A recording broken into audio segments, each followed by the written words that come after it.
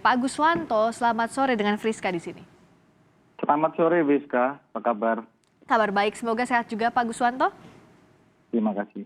Pak Guswanto, jadi perkiraan dari BMKG, daerah-daerah mana saja yang paling akan terkena hujan deras? Kalau tadi sempat disebutkan sebelumnya di liputan ada Jakarta, Banten, juga Jawa Barat. Detailnya boleh dijelaskan, Pak? Baik, Wiska. Kalau kita melihat curah hujan yang terjadi, ada di Banten itu ada dua kota, Kota Tangerang dan Kota Tangerang Selatan ya. Kemudian Jawa Barat juga ada dua, itu Bogor dan Sukabumi, Depok ya. Kemudian di Jakarta sendiri itu sepertinya kalau kita melihat itu ada di Jakarta sendiri ya, ada di Kota Jakarta Selatan, Jakarta Timur, Jakarta Barat, dan Jakarta Pusat. Ini ada beberapa kecamatan, misalkan kalau didetailkan seperti di Jakarta Selatan itu ada Jagakarsa, Pasar Minggu, Cilandak, Kebayoran Lama, Pesanggerahan, Kebayoran Baru, Setiabudi, dan Perapatan ya. Seperti itu.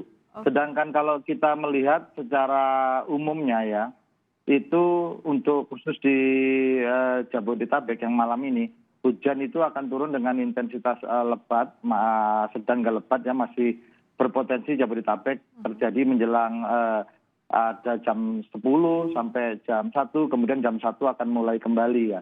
Sedangkan itu intensitas hujannya turun diprediksi lebih besar dari 50 mm per hari. Demikian, Buska. Pak Guswanto, agar masyarakat juga bisa terbayang dengan lebih jelas, kalau kita bandingkan saja dengan hujan yang turun sebelumnya yang mengakibatkan banjir di sejumlah wilayah, apakah intensitas hujannya sama? Kira-kira gambarannya seperti itu, hujan ekstrimnya atau seperti apa? Gambarannya hujan ekstrimnya tidak seperti yang lalu ya, artinya lebih rendah dari yang sekarang ini. Gitu. Lebih rendah tapi masih tetap harus diwaspadai kah dengan adanya potensi banjir misalnya? Iya, perlu diwaspadai karena hujan yang kali ini jatuh di sekitar Jakarta yang mungkin sungainya itu mengalirnya menuju ke Jakarta. Demikian saya rasa, Priska. Oke, jadi ditekankan memang intensitas hujannya lebih rendah dari yang sebelumnya tapi tetap ada potensi banjir, jadi masyarakat harus waspada begitu ya Pak ya? Iya, betul. Seperti semalam kan masih terjadi hujan kan di sekitar Depok sekitar. Namun pagi-pagi itu di Kampung Melayu juga akhirnya menambah tingkat volume air ke Kampung Melayu. Oke. Nah, kalau tadi di perakiraan BMKG yang sudah kami tampilkan, mulai pukul 19 waktu Indonesia Barat ini akan turun hujan deras di sejumlah titik di Jabodetabek. Nah, kalau tadi Pak Guswanto mengatakan bahwa nanti akan ada intensitasnya turun lagi tapi naik lagi. Jadi masyarakat ini perlu waspadanya di jam-jam mana Pak sebenarnya? Kalau saya menyampaikannya lebih waspadanya untuk dari Jakarta itu sekitar jam 10 ya. Artinya kalau di pertama tadi jam 19 itu adalah mungkin ada hujan ringan ya, ada kemudian mulai agak deras itu di sekitar jam 10. Kemudian kalau di daerah untuk Bogor itu sekitar kita ada di sini itu sekitar jam 1 ya, jam 1 dini hari.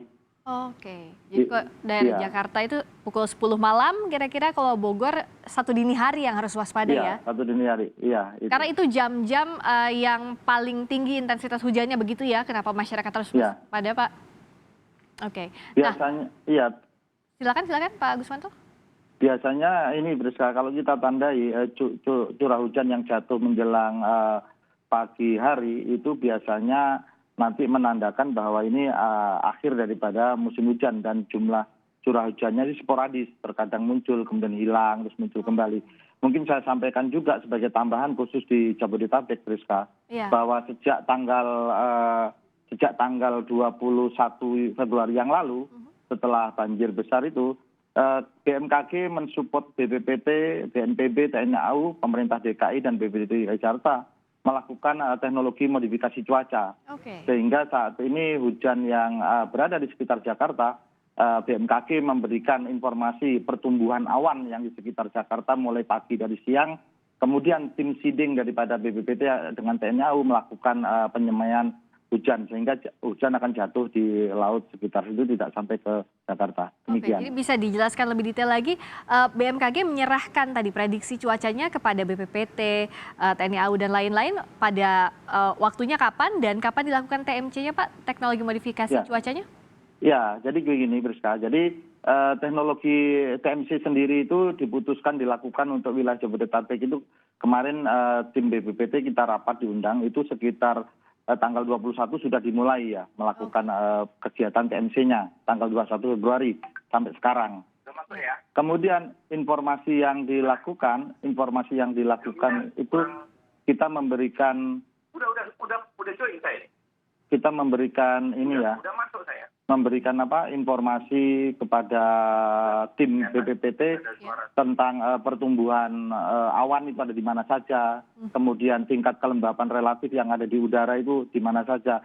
Karena di dalam melakukan kegiatan teknologi modifikasi cuaca itu sangat dibutuhkan adalah adanya pertumbuhan awan hujan yang cukup. Demikian. Jadi semoga ini juga bisa Ya. efeknya nanti akan lebih turun dibandingkan yang sebelumnya begitu ya dengan adanya teknologi ini, teknologi modifikasi cuaca. Pak Guswanto, dengan tadi ada perakiraan dari BMKG, peringatan untuk warga seperti apa? Warga harus siap-siap seperti apa? Singkatnya atau sederhananya seperti itu? Iya, baik Priska. Jadi untuk peringatan kepada warga yaitu yang pertama yaitu berdasarkan prediksi BMKG dikeluarkan curah hujan sedang, sangat lebat dan lebat terjadi di Jabodetabek pada malam hari. Terdapat potensi bencana hidrometeorologi berupa banjir bandang, tanah longsor. Itu yang pertama yaitu masyarakat mungkin tetap tenang ya, waspada terhadap potensi bencana terutama banjir dan sewaktu-waktu dapat terjadi. Khususnya masyarakat yang tinggal di daerah-daerah rawan bencana, misalkan di bantaran sungai ataupun tinggal di tebing yang kelerengannya agak curam. Kemudian tetap mengupdate informasi karena perkembangan mengupdate informasi cuaca beserta informasi cuaca ekstrim karena ini dinamika atmosfer sangat cepat ya sehingga perubahan cuaca dalam waktu setengah jam bisa berubah jadi terang menjadi hujan dan sebaliknya. Terus kemudian yang tetap mengupdate informasi daripada pemerintah daerah setempat untuk protokol evakuasi ya apabila terjadi bencana. Terus kemudian mengenali potensi bencana di lingkungannya dan yang terakhir bagi masyarakat yang beraktivitas di luar ruang yang aktif pastikan mungkin siap membawa payung dan lain-lain dalam kondisi hujan ya, siapkan perlengkapan lain-lain. Kemudian jaga kesehatan di musim hujan apalagi saat sekarang ini masih dalam masa pandemi COVID-19. Saya rasa itu beberapa himbauan buat masyarakat Priska. Semoga kita bisa mengantisipasi dengan lebih baik dan kita harapkan tidak ada bencana yang besar yang terjadi dengan potensi hujan ekstrim ini. Terima kasih sekali lagi Pak Guswanto dan kita sama-sama imbau masyarakat agar memperoleh informasi dari sumber yang valid begitu ya Pak Guswanto ya, agar bisa dipertanggungjawabkan. Terima kasih Pak Guswanto, Deputi Bidang Meteorologi BMKG. Terima kasih, Sehat selalu. Selamat sore.